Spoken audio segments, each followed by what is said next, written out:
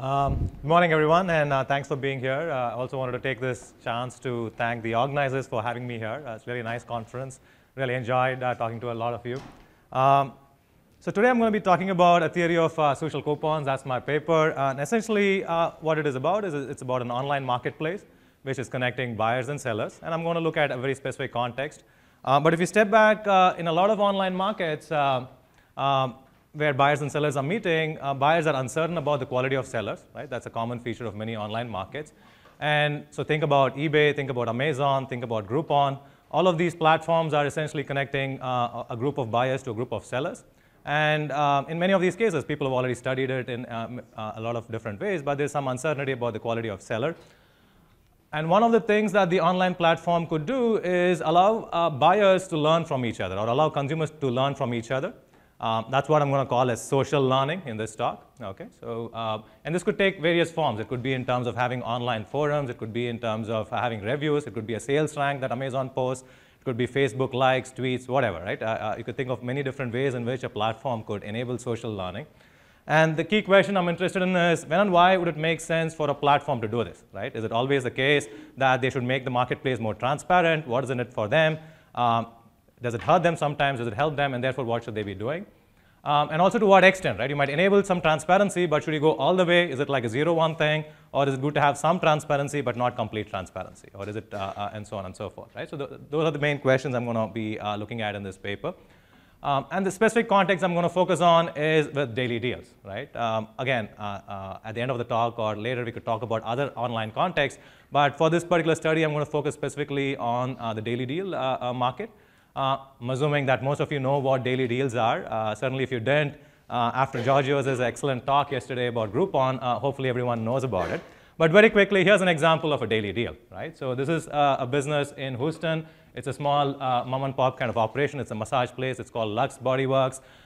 Essentially, what this deal is doing is it's announcing this business to a large group of consumers. It's saying, well, here's a massage studio. It's located in such and such place. You can sip coffee while you're waiting for your massage, blah, blah, blah. It's also offering some discount, right? It's saying this massage is worth $70, but today, if you buy this deal, I'm going to give it to you for $29, right? So that's essentially what the daily deal is. Not something completely new, right? We've seen this in many forms, even in the traditional world, in the newspapers. Even Yellow Pages sometimes have these kind of coupons and so on and so forth. But essentially, the basic function is it's introducing a business which might not have been widely known previously to a large group of potential customers. And then it's providing them a discount to entice them to try the product, right? So that's essentially what a daily deal is. But in an online context, there's something more that you could do, right? So in an online context, of course, you can enable learning. But one specific thing you could do is you can, in real time, track how many people are going to buy this deal, right? So if you see this particular deal, you see a buy now link. So it's not like a clip-on coupon, a clip-off coupon that you just cut and then take it to a store, but you're going to have to buy it online, right? And as people are buying it online, the platform can track that. It could also report that, right? So here's an example of a deal that does that. This is from another website. So this is from Amazon Local, another daily deal website. So again, you see a description of a deal. You see a discount. But what you also see is that it's reporting how many people have bought the deal so far, right? And you can imagine that this can have some influence on consumers' perceptions about the deal, right? It gives you some sense of the popularity of a deal. And that's what I'm going to focus on as a mechanism for social learning, right? So I'm going to look at specifically the context of daily deals. And then there's one of the things that the platform can do is report how many deals are sold, because that's going to be a signal of quality, or it's going to indicate how popular the deal is. And that can enable consumers to learn whether this is a good deal or not. Okay, so that's a specific context. I'm not allowed to use equations. I'm not allowed to do complicated stuff. So I'm going to try and first explain social learning in pictures. And so to give you a broad flavor of what the basic intuition in this case is, right? So let's go back to this example. Let's say that this deal was posted online, right? And a bunch of people saw that, right? So those people are those smiling, I mean, not smiling yet, but these yellow faces, right? There are a bunch of people who see this deal. Now, given that it's a small operation, this is not like a national chain, or this is not a very popular business, people are not really sure whether this is a good place or not, right? But each of them, as they're reading this deal, maybe they also check on Yelp. Maybe there's a review there. Maybe there's not a review there. Maybe they've seen it someplace. Maybe they've heard something from their friends. So each of them have some opinion, right? So some people like the deal, right? So those are the smiling faces. and then some people don't like the deal. Okay, so you have smiling faces, you have frowning faces. So that's essentially let's say, what's going to happen. Now, one important thing to keep in mind is there is still uncertainty in the marketplace. I mean, people have some opinion, but they're not perfectly sure whether it's a good deal or not, right? It's just their own personal opinion. Also, people share some common taste in what's a good place and what's not a good place, right? These two things are essential for there to be some social learning, right? If I'm perfectly sure whether I like it or not, then there's no need for me to learn from anyone else. Also, if what I like is different from what you like, there's no way I can learn from you, right? So those are two important things that are necessary. But let's assume that is the case. But for now, there's no social learning happening, right? Because they come to this site, all they see is this particular deal that's being shown here. They form their own opinion. So what you typically expect is that the smiling faces buy the deal and the frowning faces don't. Okay, so that's essentially what's going to happen. Now, if you're the platform, then you might be thinking, hey, wait a minute, there are so many smiling faces. Why don't I somehow try to create some influence that allows my smiling faces to influence the frowning faces? Right? One of the things we could do is report how many deals were sold. Let's say the deal was posted in the morning. All the smiling faces bought the deal. So you might report 100 deals were sold. Right? And that's something that the frowning faces are going to look. They might say, well, when I read the deal, I thought it was like not that good. But now I see 100 others have actually bought it. Right? So maybe it's not that bad after all. Right? So that information, that 100 people have bought the deal, that can act as a signal of quality, right? That's what I mean by learning or signal. And therefore, these smiling faces these frowning faces might change how they perceive the deal, right? Now, they might also start smiling, right? At least, ideally, that's what you want as a platform. And once that happens, they also buy, right? So this is something that could happen. So this is the basic motivation for why you might want to have social learning in this kind of a context, right? You let one group of consumers who are happy about the deal to influence a group of consumers who are not happy about the deal, and then maybe you can stimulate the overall demand in the market. Of course, not every deal is going to play out this way, right? Obviously, if there's uncertainty in the market, for different deals, people are going to differ in what they think about the deal, right? So the thing could have looked very different. So people come and look at the deal, but maybe only there are fewer smiling faces. There are more frowning faces now than smiling faces. So let's kind of just walk through what would happen in this case, right? So people in the green box, they are going to buy, right? And if this is reported, maybe in this case only 10 people bought. People in the red box, they see that only 10 people bought. They're going to say, well, in the morning I thought it was not that good. Now I'm really sure it's not good. Okay, so that's fine. And that's not a big deal because they would not have bought it anyway. And now all they're going to do is still not buy it. So that's not that bad a deal. But think about the guys in the green box, right? So in the morning they decided to buy it. But then now they see that only 10 people bought. And they're going to say, did I make a mistake? Maybe I should actually go back and return this coupon, right? So there is also going to be learning in the green box, right? So people who initially thought that it was a good deal, the smiling faces, could also learn from the frowning faces. Right? As a platform, you're more interested in the smiling faces influencing the frowning faces, but it could also work the other way around, right? So you bought it in the morning, you might decide to cancel the order by evening. In fact, if I was one of the smiling faces, I would do something even simpler, right? Why buy it and then go back and cancel it? I'll just wait till evening to decide whether I buy or not, right? So if I see that, because I don't know what the world is going to look like. I don't know whether the world has more smiling faces or more frowning faces. And one way I can figure it out is just by waiting till the end of the day and then seeing how many others bought. Now you can imagine that everyone else in the smiling face category might also think the same way, right? So if you take it to the extreme, actually no one might buy, right? So at the end of the day, all the people who are smiling are also waiting to see if anyone buys it. The frowning faces, of course, are not going to buy it. And at the end of the day, the market never picks off, right? So these are all the various things that could be happening when you have social learning, right? So there's the positive side of it, which is that the smiling faces can influence the frowning faces, and therefore you could have more demand. Or it could also be that the smiling faces themselves don't buy, right? And then the market never takes off, the whole thing unravels, right? Now this is as much as I can get with smiling faces and frowning faces, right? To kind of make any more progress, you need to actually set up a formal model, look at how it's affecting buyers, how it's affecting sellers, and therefore what it means for the platform. So that's what I do in this paper. I set up a formal model which looks at buyers and sellers in the platform. But before I do that, it's also useful to see whether there's enough evidence that in this market context, there is some social learning that's happening. Fortunately for me, but also as you might expect, people in the industry are cognizant of the fact that revealing this information is useful information for consumers. So one quote that you often see, or you might have seen, is from Groupon.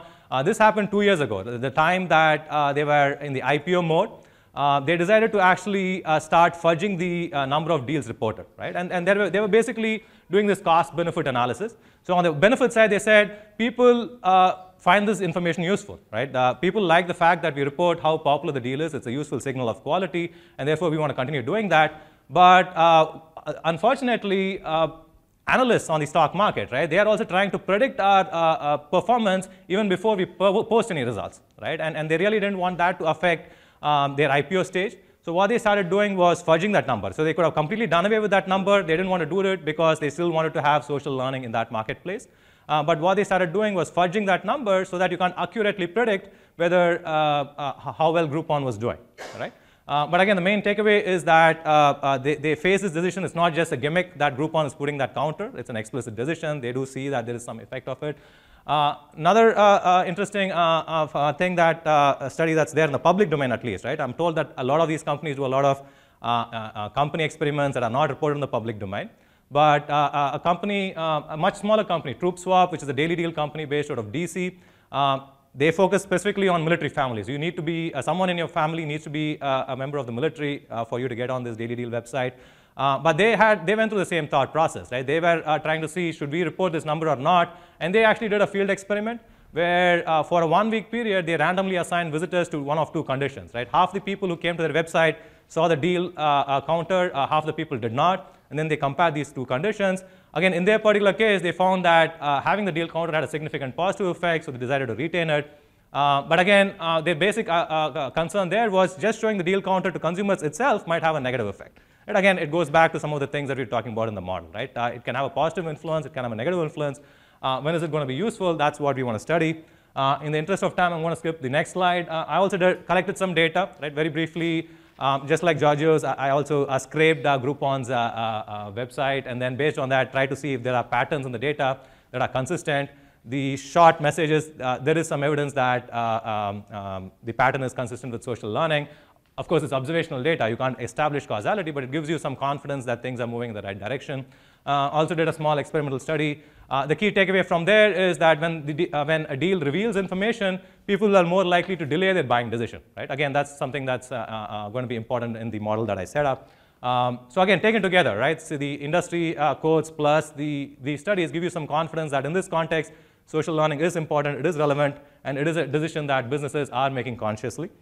So let's go to the model itself. I just want to quickly go through the key assumptions. So there is an online platform that is connecting sellers to consumers. Sellers set the price at which they are selling the product. The platform earns a percentage of the revenues. There is uncertainty in the market about who's good, who's bad in terms of sellers. So there's first variation in the quality of sellers, and then consumers are not sure who's good and who's bad. And as I said, they all share similar tastes. So if I think, if I knew for sure it was a good deal, then you would also be interested in it, right? So we have something to learn from each other. So these are necessary conditions that need to be there, that there is some uncertainty, but each person has a small piece of information which when you take together, right? It's the wisdom of the crowds kind of argument, which taken together has some value for the overall market. And the platform now faces a decision. They could either say that we are going to be a platform that has this deal information reported, or we are not going to report it. So that's an across-the-board decision. And consumers can decide not only whether to buy or not, but also when to buy, right? So consumers, when they see the deal, they can decide, I'm going to make a decision right now, right? Or I can decide to wait some time to see how this deal progresses before I make this decision. Here, of course, I'm assuming that different consumers have different constraints in terms of whether they can wait or not, right? There could be one group of consumers who are just too busy, so they're not going to come back. So in the morning, they see the deal, they make a decision, and that's it. They're not going to come back.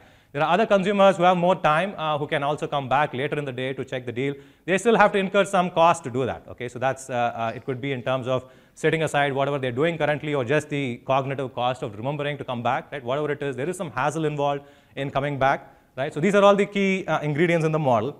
And then what do we learn from the model, right? So the first basic result is there is some order that emerges, right? So going back, right, I don't assume in my model that there's going to be social learning, in the sense I'm not assuming for given that the sales number is indicative of quality. That's something that is that emerges from the model, right? The model predicts that on average, people who the smiling faces are likely to buy before the frowning faces. As long as that is true, this deal number, the sales number, is going to be informative about deal quality. So that's important for two reasons. First, you want to make sure that you're starting from some basic assumptions about consumer behavior, and from that, social learning emerges. And if you also do that, it also allows you to see how, as market factors change, how social learning itself is going to change, and therefore, when is it beneficial and when it is not. If I just assumed it ad hoc, then I would not be able to make that prediction. So what do I find in terms of, can it stimulate sales, can it suppress sales? Well, both can happen. It depends on, as I said, it depends on market conditions. But where is each of these coming from? The main positive from social learning is that it can cause the frowning faces, right? It can cause the frowning faces to buy. Previously, they would not have bought, but now they would have seeing the sales number, they might actually buy the deal. So then there's a potential for stimulating sales. But also, it might cause the smiling faces to wait, right? As I said, as I showed in the picture, they might actually just wait to see how the market progresses. So that can suppress the demand. And that's for three reasons, right? Whenever a consumer who would have otherwise bought, whenever the consumer waits, that consumer might never come back. Or even if the consumer comes back, that consumer might never buy because they might see that the deal was not doing well. And not only that, as these consumers start to wait, it's also going to reduce how much social learning can happen for the frowning faces, right? So that's going to reduce also the positive effects. So for all these three reasons, when the smiling faces start to wait, it's bad news for the website. Now, one of the things that the sellers can control in terms of social learning is based on the price. So what I find is, as the price varies, the nature and extent of social learning is going to vary in the market. In the interest of time, I'm not going to get into the details of how exactly it varies, but the key takeaway is that if the price is higher, then you're more likely to see this part dominate, meaning demand is going to be suppressed because of social learning. And what this means is it's going to put a pressure on the sellers, right? So given this is how consumers behave, the next step is to analyze how the sellers behave. How are they going to price the product? And because of this two sides of observation learning, it can not only stimulate sales, but it can also suppress sales.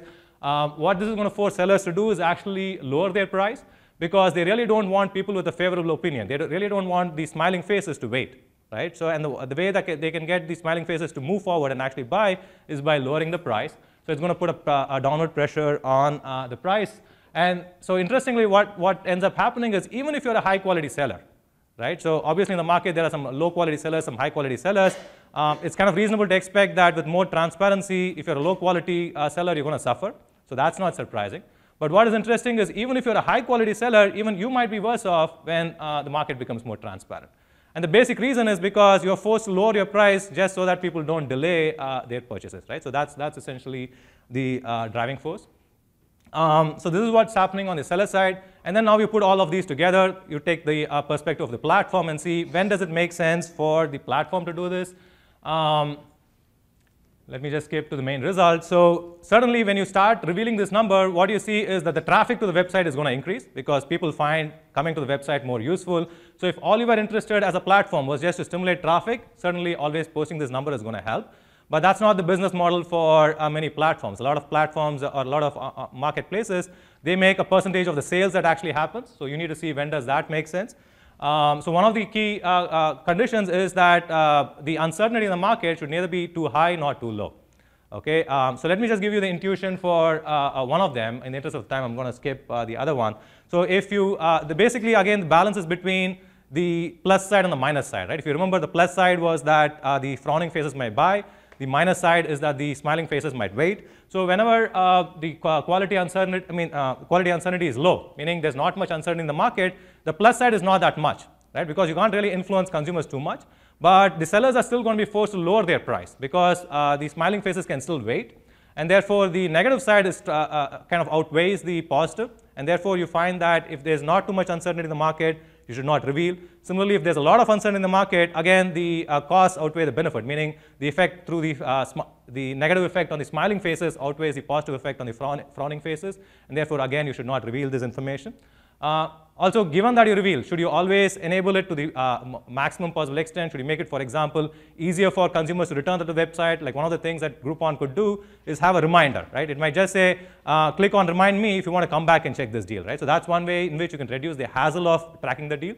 And what I find is even when it is profitable to report this number, it's not always profitable to make it easier to check this number, right? And again, it has to do with the fact that making it easier has different effects on the smiling faces and frowning faces. So some of the times when you make it easier for people to come back and check the deal, it's going to affect the smiling faces more than the frowning faces, which means that the negative impact is going to be higher, right? And similarly, if you're fudging the number, right, or if you're not reporting the precise number, that might actually be a good thing, right? If you report the exact precise number and make social learning even stronger, then again, the negative effect might be stronger, right? Again, so just to step back, right, I started off saying, is it always the case you want to make the marketplace more transparent? The answer is not always.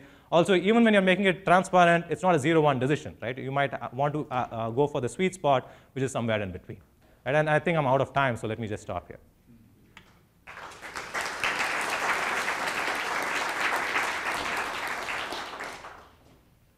Okay, we're taking some questions. You mentioned that the firms have to limit their price. Are they not allowed to use things like supply constraints? You know, I only have 100 of these offers available, or other mechanisms to induce people who think it's an attractive deal to buy? No, so that would be another mechanism to just accelerate purchases, but still you're going to have this trade-off between are people going to wait or buy, right? So that would create an incentive, but that by itself is not going to be a signal, right? So the thing is that going to be, is that your question? You just said that firms are forced to price these deals lower. It seems like there are a variety of things that they can do other than price their deals. That's a fair point, right? But you do see that a lot of deals on Groupon, some of them have these constraints, but many of them don't. Right? So, but that's a fair point. I'm not analyzed it, so I can't really answer one way or the other. But it's a fair point that that could be another thing that they could do.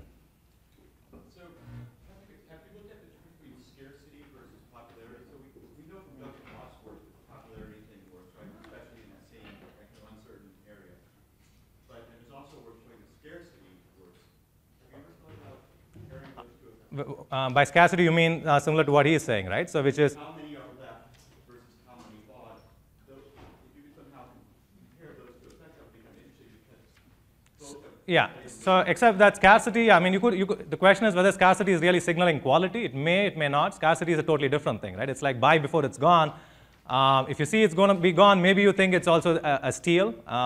That might be a signal of quality. But here, just a step back. What I'm really interested in is if there's some signal of quality, do you want to report that or not, right? So that's kind of the big picture, right? But it's a fair point. Scarcity could be another thing. Also, even when you're reporting this, one of the other things you can imagine happening is if it's a small restaurant, you see 100 deals were sold, you're happy. You see 500 deals were sold, you don't want to go to that place, right? So that could also happen, right? So those are other things that could happen. Two questions. First is, did you try interacting this with the existing types of reputation that are in the marketplace? So when you think about lots of information a little, so for example, people who have established Yelp reputation versus people who don't. So quickly answer, I mean, what I did see is whether they have a Yelp rating or not, and that has an effect. If they have a Yelp rating, the social learning effect is smaller, versus if they don't have a Yelp rating, it's higher, and that's what you would expect, right? I didn't have time to go through the study itself, but I do look at some of the moderating factors. The second is, horizontally differentiate, if uncertainty is about horizontal dimensions versus vertical, does that matter in your model, or is that kind of the same? That wouldn't matter, because that would matter for two things, right? First, because it means that what I like might not be what he likes, right? So I'm not sure how much I can learn from him. So it's going to make it somewhat fuzzier. So to that extent, it's going to matter. So what is important is, on the whole, there is a majority in the market that can learn from each other, right? So that's going to be important.